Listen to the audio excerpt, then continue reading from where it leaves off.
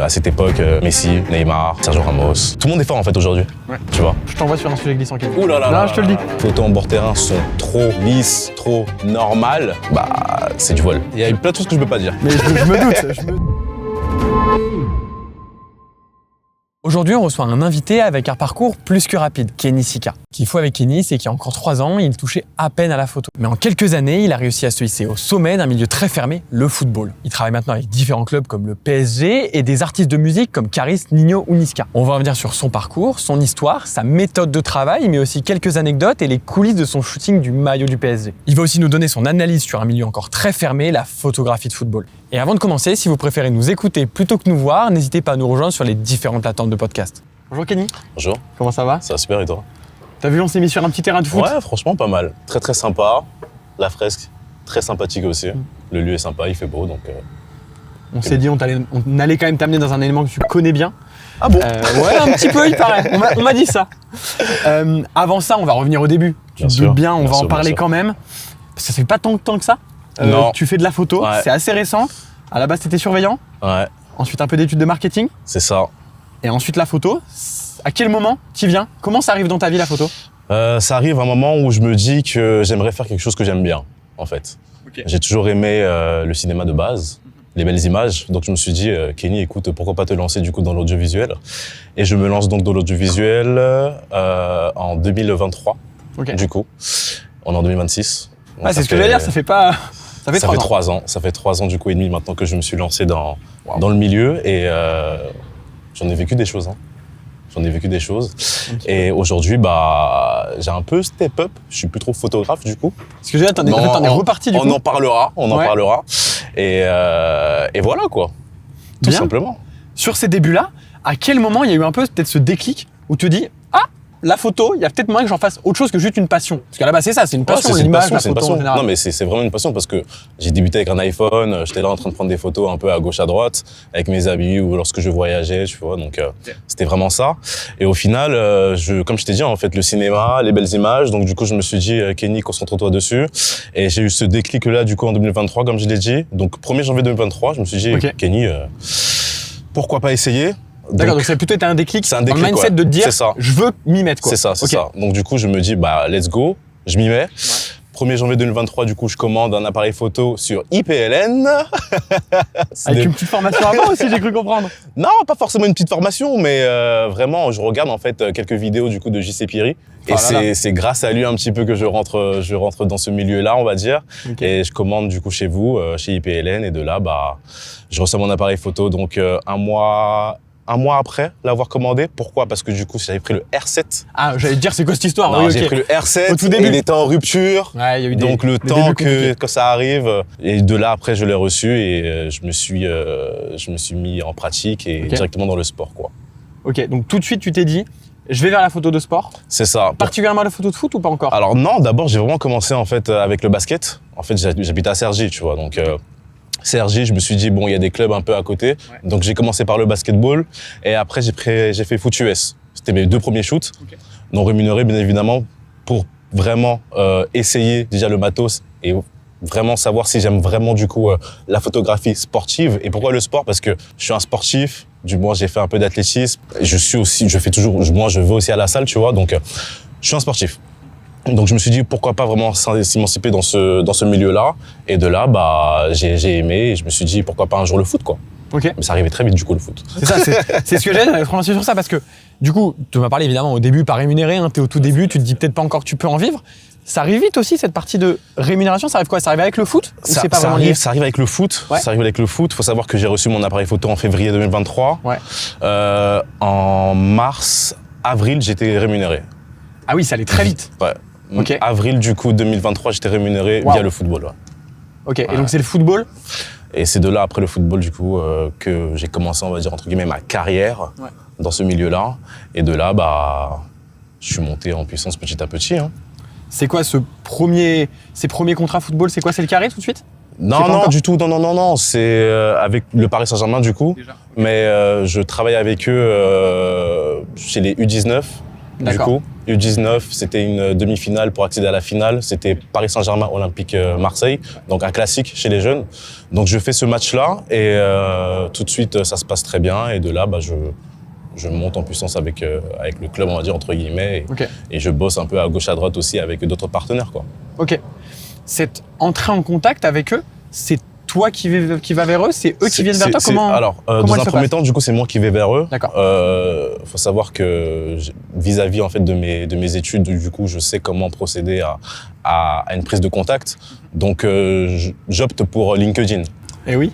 Pour LinkedIn, pas Instagram, pas les mails, vraiment LinkedIn. Okay. Et en fait, je rajoute vraiment toutes les personnes qui sont au sein de l'organisme du Paris Saint-Germain, l'organigramme du Paris Saint-Germain. D'accord. Et de là, je tombe en fait sur certaines personnes, j'envoie des messages, des fois j'ai pas de réponse, des fois j'ai des réponses. Et je suis tombé sur une personne du coup qui m'a répondu et qui m'a vraiment aiguillé sur le chemin donc pour pouvoir obtenir donc une chance du coup de pouvoir photographier le Paris Saint-Germain chez les U19. C'est ça. Tu commences chez les jeunes et puis petit à petit, tu vas évoluer un petit peu vers des... C'est ça. Après, donc, je vais au niveau du coup de l'équipe première. Ouais. Et l'équipe première, c'était donc tout ce qui était à cette époque Messi, Neymar, Sergio Ramos, etc., etc. Voilà. Magnifique quand même. Moi, sur ce global-là, j'ai l'impression que sur ces années-là, on a vu beaucoup de photographes de plus en plus en bord de terrain. Ou en tout cas qui sortent un peu peut-être de ce côté journaliste qui était très élitiste peut-être au début. On a eu de plus en plus de, je vais te mettre des gros guillemets, on va peut-être m'en vouloir pour ça, mais des Instagrammeurs, c'est des gens plutôt des réseaux sociaux d'Instagram qui restent des très bons photographes.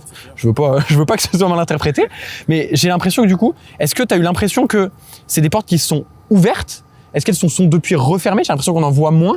Comment tu vois un peu toi ce milieu-là de la photo sportive et particulièrement de la photo sportive de foot? Par rapport à Instagram, tu veux parler? Par rapport à Instagram et à peut-être cette nouvelle génération en fait qui est arrivée autour. Faut savoir en fait déjà que je pense que lorsque je suis arrivé, on n'était pas nombreux, mais je pense que ça a commencé en fait vraiment. J'ai commencé pas personnellement, mais lorsque je suis arrivé, je pense qu'il y a nombreuses personnes du coup qui ont essayé de rentrer aussi dans ce milieu-là.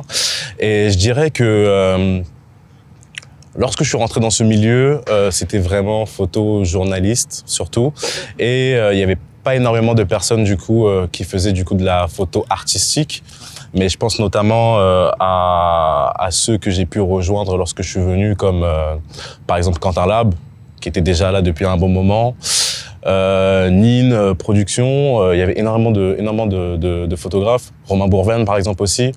Je sais qu'il y avait aussi à cette époque Florence Pernet qui venait aussi de débuter un petit peu, et Alexis aussi, Alexis Aléprod. Ouais. Donc c'est une génération, en fait, on va dire on était les premiers, entre guillemets, à vraiment être dans ce milieu-là. Et je pense que ça a ouvert la porte à une autre génération, du coup, je pense les plus jeunes, un peu plus, qui sont vraiment dit j'aimerais vraiment faire comme eux et arriver à ce stade-là, quoi. Et c'est vrai que cette nouvelle génération, aujourd'hui, elle a du mal, en fait, comment je pourrais dire ça, à pas évoluer dans ce milieu, mais je dirais qu'en fait, aujourd'hui, il y a beaucoup trop de monde dans ce milieu. Avant, c'était un peu niche. Ouais. Pour toi, il est devenu un peu bouché, entre guillemets, par trop de monde? Oui, c'est bouché parce que aujourd'hui, tu te retrouves avec 20 nouveaux, 30 nouveaux photographes, tu vois. Chaque semaine, tu vois, il y a de nouvelles personnes, tu apprends des nouvelles personnes qui arrivent du coup en bord terrain. Tu te dis, waouh, ok, tout le monde est fort en fait aujourd'hui, tu vois. C'est ça que j'ai remarqué, tout le monde est fort. Dans le sens où tout le monde propose des edits qui sont vraiment propres ou qui ressemblent en fait à certaines personnes, mais l'aspiration. Mais aujourd'hui, tout se ressemble entre guillemets, tu vois. Et je pense que lorsque je suis arrivé, j'ai proposé un truc nouveau avec ce style un peu cinématographique, un peu. Et je pense que ça a marqué, comme aussi Aléprod aussi a proposé ce genre de photos, comme aussi Florence Pernet ou comme Quentin Lab, quoi. Ouais. Donc je pense que cette nouvelle génération, en fait, c'est vraiment inspiré de nous, entre guillemets, même si je suis pas un vieux ou quoi, hein. Mais elle s'est inspirée du coup de cette génération antérieure pour pouvoir en fait se dire ok, il y a aucune limite, on peut y aller, on va essayer du coup de demander des accréditations un peu à gauche à droite, et je trouve qu'aujourd'hui malheureusement c'est quelque chose qui est un peu, c'est un terrain qui est un peu bouché, quoi. Ok. c'est ça, parce que vous êtes arrivé à un moment où c'était majoritairement des journalistes, donc il y a une approche beaucoup plus dans le réel, beaucoup moins retouchée, moins cinématographique, comme tu dis.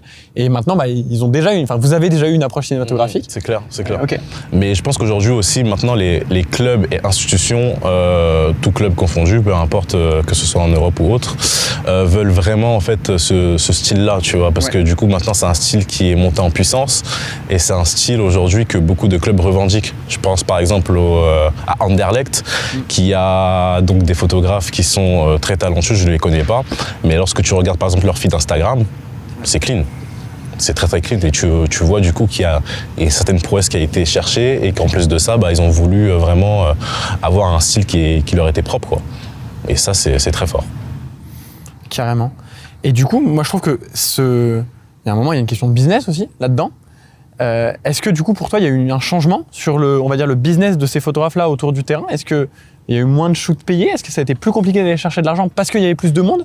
Je pense qu'aujourd'hui, ce sont des agences déjà agences ou footballeurs même, ou clubs, qui cherchent à avoir, comme je t'ai dit, en fait, ce style-là. Donc je pense qu'au début, c'était un peu plus compliqué de pouvoir être rémunéré par rapport à ce que nous faisions. Mais de fil en aiguille, plus le temps passe, des joueurs du coup voient des nouveaux concepts ou même des organismes. Et de là, en fait, ils font appel donc à des photographes donc artistiques qui proposent du coup un contenu assez qualitatif. Et au final, oui, il y a une certaine rémunération qui s'installe au fur et à mesure. Mais je sais qu'aujourd'hui, en bord terrain, même aujourd'hui, actuellement, il y a la Coupe du Monde 2026 qui est dans 3 pays aux États-Unis, au Mexique et au Canada. Je sais qu'il y a énormément de photographes du coup qui ne sont pas rémunérés, par exemple, qui sont là-bas, alors qu'ils sont très talentueux. Et il y en a qui sont talentueux, qui sont rémunérés, qui bossent par exemple du coup avec la FIFA ou d'autres organismes ou des joueurs. Les grosses analyses restent quand même embaucheurs, on va dire. Ouais, voilà, c'est ça. D'accord. C'est ça. T'en as vraiment qui cherchent en fait ce nouveau format-là. Ce nouveau format de prestation et oui ça embauche et ça rémunère, mais malheureusement en fait c'est qui tout double dans le sens où soit tu es rémunéré, soit tu n'es pas rémunéré et de là après tu vas essayer du coup de vendre tes photos, mais ça ne te garantit absolument rien. Ok, hyper intéressant. Parce que du coup, pour moi, tu l'as évoqué rapidement tout à l'heure, si je dis pas de bêtises, ça a été un petit peu ton cas, il y a aussi des fois des joueurs de foot, et eux, ils veulent un certain type de photo et c'est eux qui vont t'embaucher, que ce soit sur le terrain clair. ou même en dehors du terrain. C'est clair, c'est ça. En gros, moi, je m'occupais du coup d'une dizaine de joueurs, on va dire. Et donc, j'avais des joueurs un peu dans le sud, surtout. Et j'étais en contact directement avec ces joueurs-là. Et de là, en fait, ils me disaient, oui, j'aime bien ton style, donc j'aimerais bien avoir ce genre de photos-là. Et de là, on collabore ensemble. Donc, il n'y a aucun souci. Et de là, je suis donc rémunéré pour ce que je fais.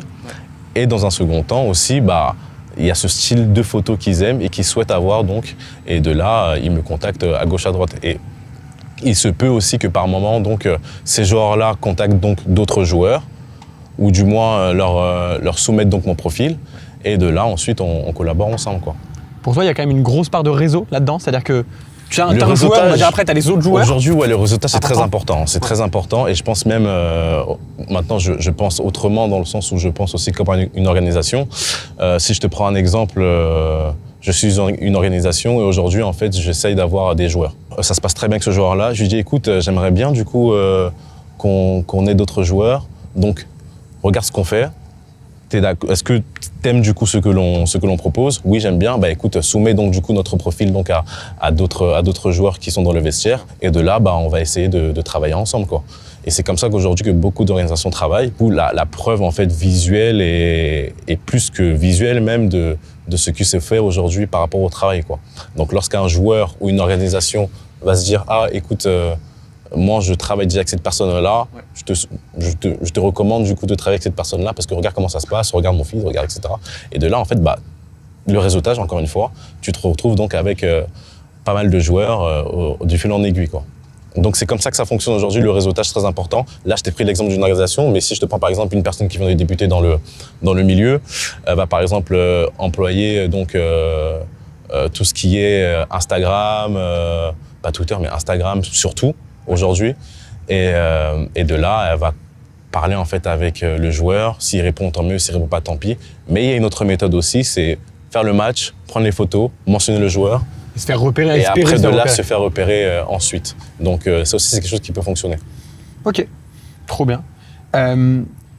Je t'envoie sur un sujet glissant, Kenny. Ouh là là Non, là je te là le dis. là là. Je te le dis, je t'envoie sur un sujet glissant, surtout qu'en plus, tu vas peut-être savoir de quoi je parle. Je crois que c'est Julie qui en a parlé très récemment en story. Ouais, Je pense que tu vois où je viens. je sais pas. Il y a une trend récemment avec cette Coupe du Monde qui est arrivée où les gens prennent en photo des pixels. Les gens prennent en photo leur télé et ça a même été repris par Olysée qui l'a carrément remis dans ses... Enfin, il a fait des posts avec des photos comme ça. Toi, en tant que photographe qui va sur le terrain, qui passe du temps à la retouche, c'est quoi ton avis sur ça? Mon avis, alors, j'ai un avis qui est... Ah ouais, je t'envoie dessus. Hein. Alors, j'ai un avis du coup qui est assez clair. Il faut savoir que pour moi, c'est plus une traîne qu'autre chose. J'en parlais avec différents photographes dernièrement, hier par exemple même. Et je pense honnêtement que c'est pas quelque chose de fameux. Dans le sens où lorsque je vois les retours des personnes qui se disent oui, ce genre de photos donc prises à la télé, sont des photos du coup qui sont différentes de ce qui se fait en bord terrain et que les photos en bord terrain sont trop lisses, trop normales. Je suis désolé de le dire, mais une photo de base, c'est quelque chose de vivant, tu vois. Et lorsque tu prends en photo du coup une captation, c'est du vol de base. Parce que c'est une retransmission. Il y a une équipe télé, il y a des gens qui réalisateurs qui sont derrière tout ça. Donc c'est du vol de quoi? C'est du vol de contenu du coup. Aussi simple que ça. Et je pense que déjà faut savoir que je ne sais plus qui est le photographe qui a vraiment mis en place ce concept, mais c'est pas un concept qui date d'il y a un bon moment quand même. D'accord. Et de là, Florence Pernet du coup a récupéré un peu ce concept-là et ça a buzzé. Et aujourd'hui, beaucoup de personnes du coup se réfèrent donc à Flo, mais c'est pas forcément elle en fait qui a vraiment mis en avant du coup Elle a mis en avant pour la Coupe du Monde, aucun souci. Il y en avait déjà qui l'avaient fait avant cette Coupe du Monde. Mais il y en avait déjà qui l'avaient fait à la Coupe du Monde, et je pense notamment aussi à Romain Bourven aussi qui l'avait déjà fait bien en amont avec le Paris, pas avec le Paris Saint-Germain, mais lors de matchs du coup du Paris Saint-Germain. Et aujourd'hui, oui, c'est devenu mainstream et pour moi, c'est pas quelque chose qui a sa place réellement dans ce milieu-là. En fait, c'est dommage d'en faire. En fait, pour moi, il y en a un peu trop. C'est trop. Ça peut être une traîne qui aurait pu être rigolo quelques temps. Ou une personne qui le fait et ok, j'ai fait ça, très bien, c'est cool, mais faut pas surfer dessus pendant X temps, quoi, tu vois. Surtout que, comme je te l'ai dit, en fait, pour moi, c'est plus du vol d'images qu'autre chose, mais ça peut être cool une fois, mais faut pas en abuser. Parce que je sais qu'aujourd'hui, il y en a beaucoup sur les réseaux sociaux par rapport à la Coupe du Monde. Ok, certes, ils n'ont pas d'accréditation parce que les accréditations sont très compliquées à avoir parce que du coup, ils ont réduit drastiquement donc, les freelances. Mais au niveau donc de ces photos-là, je sais qu'il y a beaucoup de personnes du coup qui prennent des photos constamment à chaque match et qui publient sur Instagram. Sauf que c'est pas ça en fait la vie. Et c'est malheureux. C'est juste malheureux d'en arriver là, mais bon, c'est quelque chose qui va passer encore une fois et d'ici 3-4 mois, on va plus en parler, je pense. Ouais. Après, je peux me tromper. Avant de te parler un peu d'autre chose que de foot, parce qu'il y a eu 2-3 autres trucs quand même un petit peu dans ta vie à un moment, il paraît. Enfin, c'est ce qu'on m'a dit. Je suis pas sûr. Les légendes racontent. Ah ouais? L'oreillette, c'est ça? L'oreillette, t'as vu, elle est là. Je voulais revenir à un truc, je trouve hyper intéressant, c'est que t'as mis, et je suis assez d'accord avec cette take, t'as mis en face, d'un côté, une approche plus artistique, donc peut-être plutôt portée sur la beauté, sur ensuite la retouche, des choses comme ça, et une approche plus journalistique. Donc avec ancré dans le réel, avec des couleurs plus réelles, etc. Pour moi, il y a quand même aussi dans ce que tu as fait du côté artistique, des photos qui racontent un moment. Je pense à celle-là, typiquement. Évidemment, mais... la fameuse. La fameuse, parce que, mine de rien, c'est du coup pour moi des photos qui, certes, ont ta patte, certes, ont un regard plutôt typé artistique que journalistique, mais d'un autre côté, là, c'est quand même un moment, c'est devenu viral. Est-ce que ce genre de photos-là, il y en a eu d'autres, je ne vais pas toutes les mettre, est-ce que à ce moment-là, tu te dis, ok, ça c'est une photo qui va me marquer, c'est une photo qui va buzzer, c'est une photo que peut-être les fans vont voir comme une photo importante de ce match, ou est-ce qu'à ce moment-là, tu dis juste, oh, j'ai fait une belle photo et tu le découvres? Non, déjà dis-toi que ce match-là, je me dis clairement que j'ai pas de photo. Faut savoir qu'à ce moment-là, c'est drôle. Je suis petite dédicace à Loum, la Loumance. À ce moment-là, je dis souvent, ouais, j'ai pas de photos parce que je suis très dur avec moi-même déjà au niveau des photos que je capture.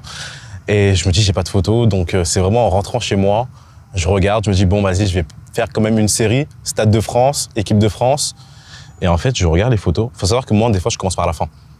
Oui. Je commence par la fin. Donc, je commence par la fin, je regarde un petit peu. Et il faut savoir que là, c'était vraiment au début du match. C'était avant même le match. Tu as mis du temps à y arriver. J'ai mis du temps à y arriver. Et lorsque j'arrive, du coup, à cette photo-là, à cette série de photos, je me dis, ah, ça peut être sympa.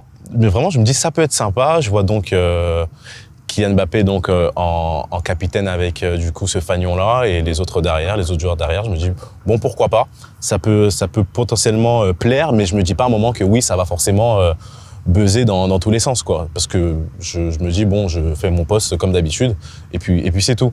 Mais faut savoir qu'en fait, que j'ai utilisé de l'HDR. C'était la première fois, du coup, que j'ai utilisé de l'HDR sur cette photo-là, du moins sur ce poste-là. Et j'ai vraiment travaillé, en fait, les lumières. Je pense que c'est les lumières aussi qui font vraiment objet sur cette photo. Et la retouche, encore une fois, cinématographique, bleu. Forcément bleu, et je pense que ça a plu. Donc lorsque je l'ai posté donc sur Instagram et sur Twitter, ça a vraiment pris, mais c'est surtout sur Twitter du coup que ça a vraiment fonctionné, quoi. Mais je m'attendais pas du tout. Ouais, là ça a été un... Ah non, je m'attendais pas du tout. J'ai pas noté. Millions de vues, millions fois 2 même, parce qu'il y a une autre photo aussi qui avait pas mal tourné. Mais ouais, non, franchement, c'était assez fou et je m'y attendais pas du tout. Et de là, j'ai pris les choses comme elles venaient, mais sans forcément prendre la grosse tête, quoi. Tranquille. Carrément.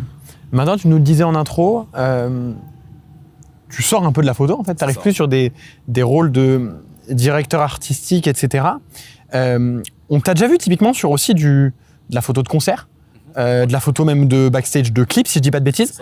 Caris, Nino, Niska, notamment. Et du coup, je trouve ça intéressant parce que beaucoup te connaissent quand même pour les photos, enfin celle-ci dont on vient de parler, pour des photos vraiment très sport, très foot. Il y a d'autres choses dans ta carrière. C'est quoi pour toi, à quel moment est-ce qu'il y a un rapprochement avec ta photo de sport?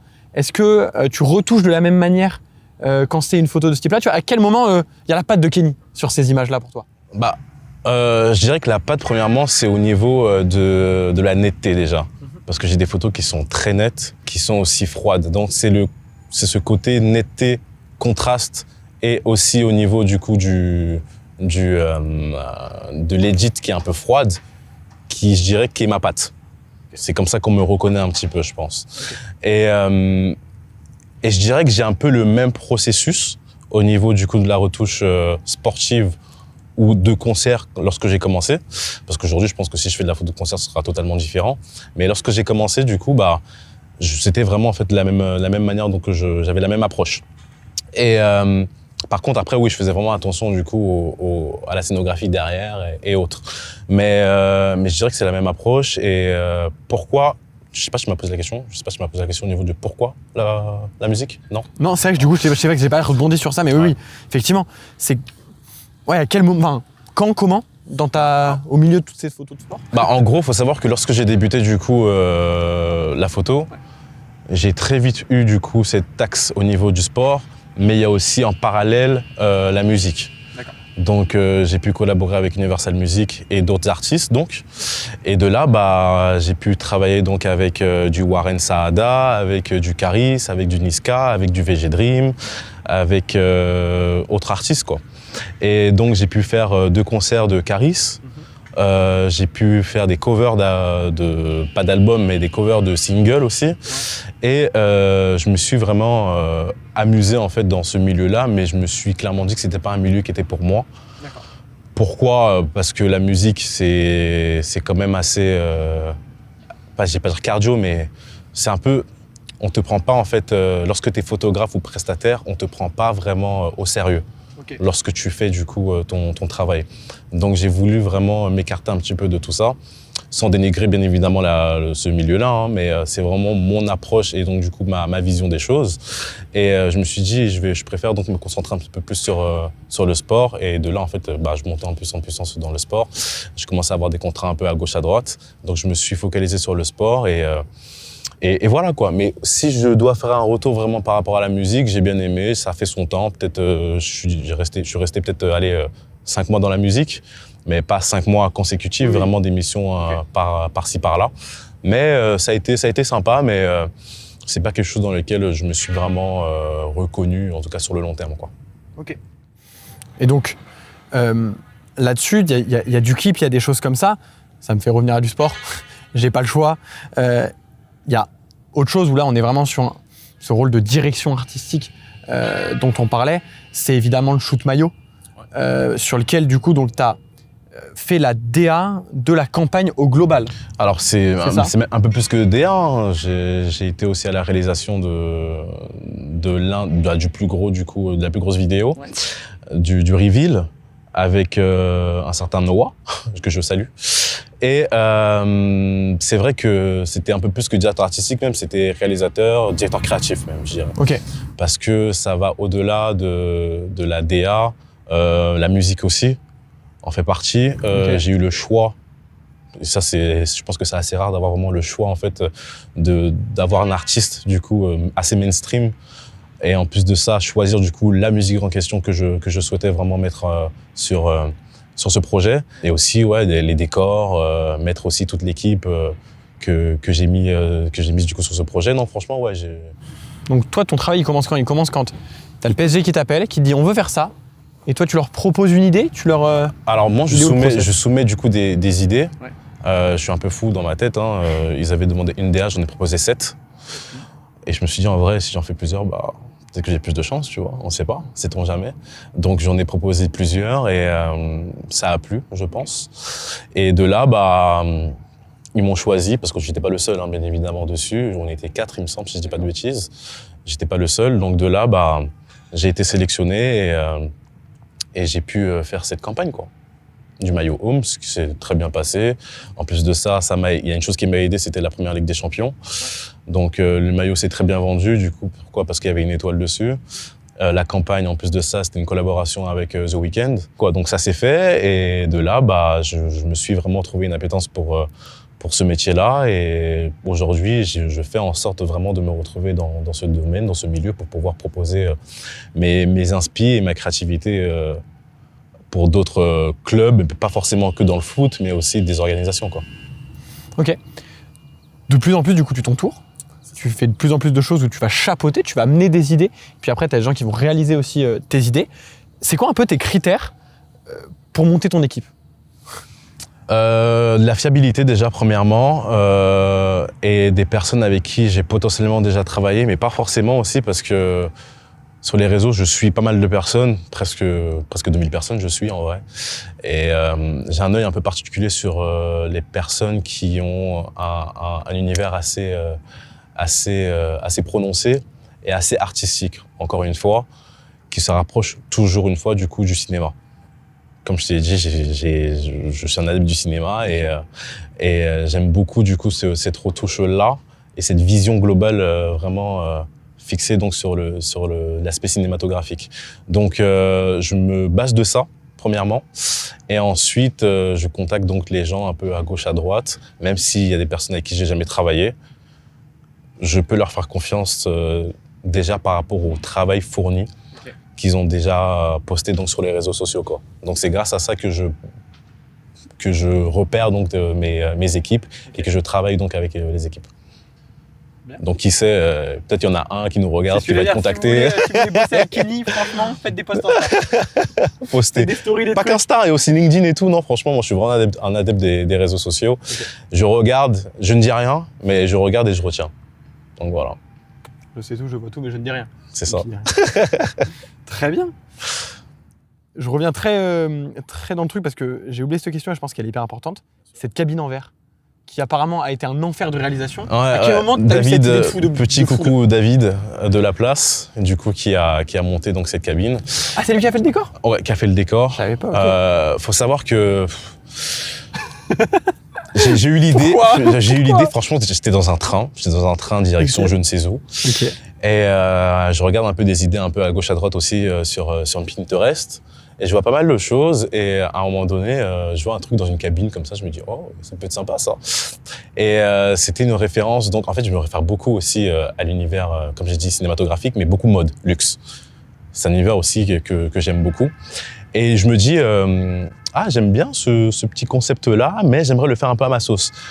Et de là, en fait, je me dis, ok, bah, je vois vraiment les joueurs en fait dans une cabine, mais en verre ou en plexi, peu importe, assez imposante, mais avec du coup un fond rouge, du coup. Rouge parce que du coup il y avait donc sur le maillot Etcher, il y avait une bande du coup rouge, et je me dis comme ça ressort bien cette bande rouge, et de là on fait un autre décor bleu pour rappeler donc les couleurs du maillot et de la ville, donc un décor bleu, un décor rouge, et le décor rouge du coup avec la cabine. Et cette cabine, directement je le vois quoi, je le vois vraiment, en fait des joueurs dedans. Je me dis mais ça peut vraiment être assez dingue, c'est quelque chose qui n'a pas été fait. Donc le fait de ramener vraiment ce décor-là dans l'univers du sport, ça peut être intéressant. Et en fait, je me dis go quoi. Et c'est ce qui a été retenu. C'était l'une de mes 7 idées du coup dans ces DA-là, et ça a été retenu. Et de là, il fallait donc construire ce décor, quoi. Et là, t'as appelé David. Et là, du coup, j'ai contacté David. On n'avait pas énormément de temps, du coup, pour faire ça. Je crois à peine une semaine, même pas. Donc, on a fait vraiment en sorte de trouver du matériel nécessaire pour pouvoir donc faire cette cabine-là, qui est sans doute exposée dans son grand et immense garage, qui n'est pas un garage, mais vraiment son hangar, son studio. Ouais. Et du coup, il a géré du coup sur ce concept-là, et c'était juste, le rendu était juste dingue, quoi, que ce soit photo ou au niveau vidéo. Et aussi un coucou aussi à Héloïse Franchi qui m'a pas mal aidé aussi au niveau des retouches, parce que t'imagines que ça prend de la poussière. Donc lorsque tu prends les photos, t'as de la poussière, et il y avait des lights à l'intérieur. Donc il y avait les reflets aussi, donc c'était très galère. L'idée elle était là, mais j'avais pas pensé forcément à l'après. T'as pensé au truc, tu t'es dit ça doit être beau, voilà, au final, c'est ça. Mais la galère. Mais la galère du coup au niveau retouche, ça m'a pas mal aidé au niveau de la retouche, donc aussi un petit shout out. Donc voilà. Ok. Merci pour ces petites anecdotes là. Mais de rien. Justement, c'est nous on aime les anecdotes. Nous, avant d'arriver sur ton futur, moi je vais te demander ça, je vais te demander des anecdotes. Je sais qu'il y en a la moitié que tu vas pas me répondre, Kenny. Il y a plein de choses que je peux pas dire. Mais je me doute. Surtout que je vais élargir. Moi, je vais vouloir des anecdotes énervées.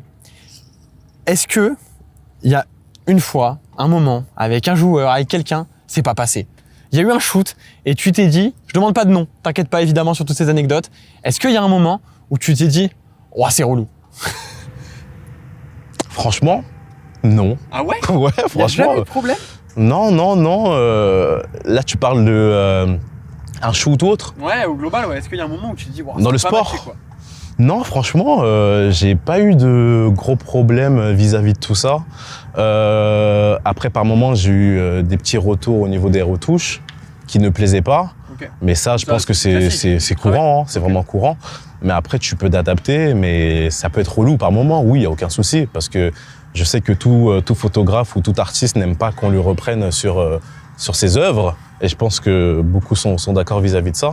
Mais non, par rapport à ça, j'ai vraiment pas eu de gros problèmes. Donc, tant mieux. Donc ça va pour le moment. Ouais. Je touche du bois. Fort heureusement pour toi, il n'y a pas eu de problème. Est-ce qu'à l'inverse, parce qu'on l'a vu, hein, tu es de plus en plus proche, tu es quand même sur des moments parfois un peu plus intimes, que ce soit hors du terrain ou même avant, après les matchs, je suppose. Est-ce qu'il y a des joueurs, des membres des équipes, des gens avec qui tu as eu peut-être un peu plus de proximité, avec qui tu as eu un peu plus de contact en dehors, j'en sais rien, vous vous êtes revus, vous êtes oui, plus parlé que d'autres?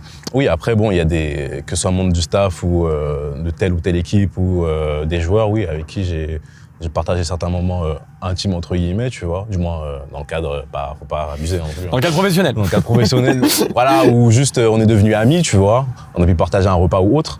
Donc oui, il y en a, et après, il faut savoir qu'aujourd'hui, je mets beaucoup l'affect, tu vois, ça compte beaucoup.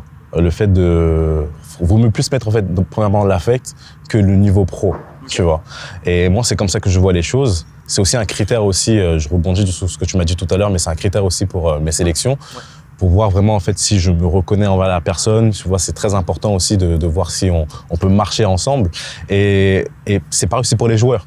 Donc il y a certains joueurs avec qui je m'entends très bien, avec qui j'ai pu partager certains moments, que j'ai pu partager comme j'ai pu le dire, des repas ou autres. Mais oui, il faut vraiment en fait aussi par moment, c'est très important aussi, savoir se mettre aussi à sa place. Parce qu'il y a certaines institutions ou certains organismes qui n'aiment pas qu'on se mêle vraiment de certaines choses. Donc par moment aussi, il faut savoir aussi rester à sa place, je tiens à le dire quand même. Mais si malgré tout, avec une personne, ça match, tu vas pas forcément te mettre des freins. Donc, si ça match avec cette personne, ça match, et puis voilà, quoi. Mais il faut quand même rester soi-même, il faut pas s'inventer une vie, il faut pas s'inventer aussi une personnalité. Donc, c'est très important de rester soi-même. Ok. On est quand même sur le compte d'IPLN. À un moment, il faut que je te pose une petite question matos. Est-ce qu'il y a un moment, tu as eu un matos, un truc qui a planté, un foirage, où tu t'es dit « Putain, j'ai une galère ». Tu vois ce que je veux dire? J'ai un truc, j'ai un scoop pour vous. Ah, le scoop. Lorsque j'ai voulu step up un petit peu au niveau de la photo, j'ai commencé avec un R7 Mark II. Ouais. Je mens, un R7. R7 tout court, oui. R7 tout court. J'ai fait un mélange, je viens de créer un boîtier là. Spoiler, spoiler. Alors du coup, j'ai commencé avec un R7 et je me suis dit, ok, le R7 c'est bien, mais sauf que c'est un APC.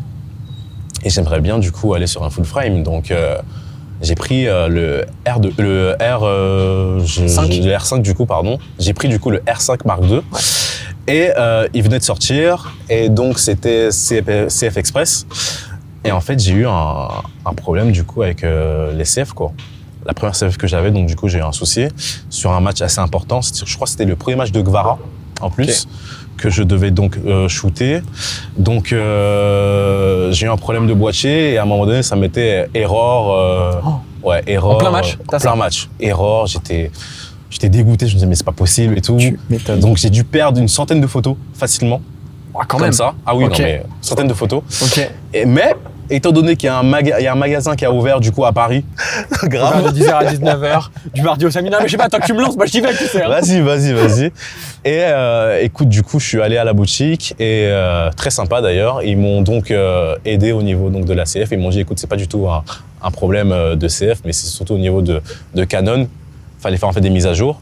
Et donc, on a effectué du coup ces mises à jour plus tard. Mais donc, j'ai eu une autre CF qui m'ont donc passé. Et ça, c'était vraiment très sympa de leur part. Et là, ça a pu Et de là, ça a pu m'aider au niveau du coup de mes shoots, quoi. Et j'ai pas eu de problème ensuite après ça. Okay. Donc, c'était quand même arrivé de perdre des photos. Ah oui. Et je pense que tout photographe a déjà perdu des photos ou des fichiers, quoi.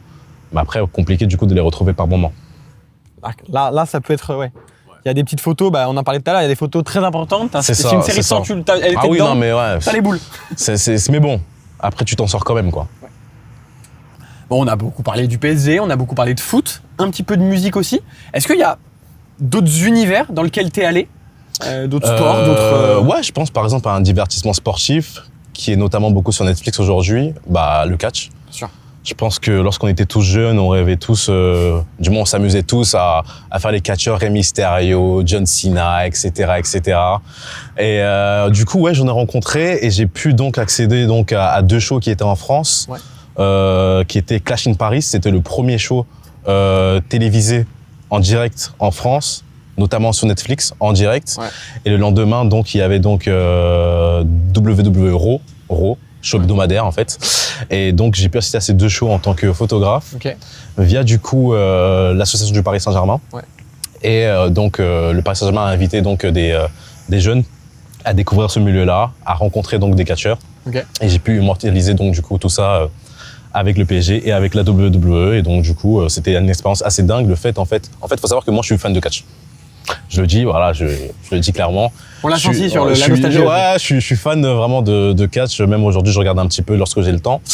Et pour moi, c'est une série. Hein. Il y a beaucoup qui disent que oui, c'est faux et tout. Oui, c'est vrai, c'est faux, c'est scénarisé. C'est pas que c'est faux, c'est scénarisé. C'est comme une série. C'est une série que tu regardes, sauf que ce sont des vrais athlètes qui peuvent se blesser. Et du coup, j'ai pu donc vraiment être aussi proche que j'ai pu être avec toi. Alors, genre vraiment, j'étais côte à côte avec eux. Donc j'ai pu les rencontrer et à côté de ça, j'ai pu aussi immortaliser des moments donc pour la WWE du coup pour des photos. Et c'était assez dingue le fait de vraiment arriver devant le ring, ce tablier de ring, ça s'appelle le tablier du coup, tablier de ring, et d'être vraiment aussi proche lorsque quand t'es tout petit, tu regardes tout ça et te dis putain, ouais, t'es là quoi, t'es vraiment. Ça, par rapport à d'autres sports, t'es beaucoup plus proche de l'action. Il y a de l'action en plus. C'est clair, il y a de l'action. Donc j'étais vraiment assez proche, j'étais mobile en plus de ça. Il faut savoir que le catch en fait c'est un show. Que ce soit les entrées avec les pyros, les feux d'artifice un peu à gauche à droite, les tombées, ça fait du bruit. Donc ouais, c'est vraiment un show à l'américaine et le fait de participer à ça sur 2 nuits, c'est assez dingue et c'était vraiment une expérience assez folle qui m'a marqué. qui m'a marqué. Et il faut dire que je pense que j'ai été chanceux parce qu'aujourd'hui, le fait de pouvoir être photographe au bord du ring ou pas très loin du ring pour la WWE, c'est assez compliqué. Et je pense que c'est aussi compliqué que être photographe du coup en F1 par exemple. Wow. Faut savoir que c'est assez Des milieux sélectif, très fermés, c'est des milieux qui sont plus que niche. Par rapport au football, là c'est vraiment Pas la fermé. place aussi, hein. Ah ouais, par rapport à la place aussi, ouais, c'est très très très compliqué, très sélectif. Donc oui, je pense que j'ai été assez chanceux de pouvoir vivre cette expérience-là et j'en suis reconnaissant. Donc top. Est-ce qu'il y a d'autres disciplines comme ça où tu aimerais que ce soit parce que le petit Kenny il avait envie d'y aller, ou est-ce que voilà des disciplines où tu te dis ouais, soit il y a des belles images à faire, ou alors ça te ferait kiffer d'aller shooter ça? Bah du coup, je vais rebondir sur la F1. Tu vois, faut savoir que je suis un fan de Formule 1 et cette proximité, cette vitesse à capturer, ça peut être assez dingue, même si aujourd'hui je me suis un peu éloigné de la photo, mais le fait de travailler dans ce milieu-là, ce serait très intéressant, que ce soit à la réalisation d'un spot publicitaire, j'en sais rien, ou même juste être, j'ai d'abord terminé n'importe quoi, être au bord du coup des pistes pour pouvoir prendre des photos, ça peut être dingue, ou même juste dans les garages, tu vois, ça peut être assez fou. Je sais que c'est une expérience assez incroyable, assez unique. Et bon, malheureusement, aujourd'hui, la France n'a pas de Grand Prix, n'a plus de Grand Prix. Peut-être à l'avenir, sans doute, on verra. Mais aujourd'hui, tu vois, à côté, il y a par exemple Spa en Belgique, il y a Madrid, il y a Silverstone, du coup, aussi en Angleterre. Donc pourquoi pas un jour, ou même peut-être par exemple aller à Las Vegas, j'en sais rien.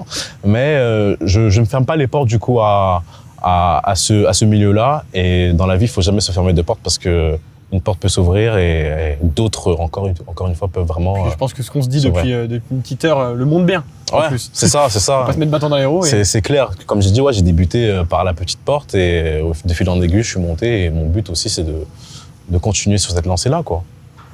Donc voilà. Trop bien.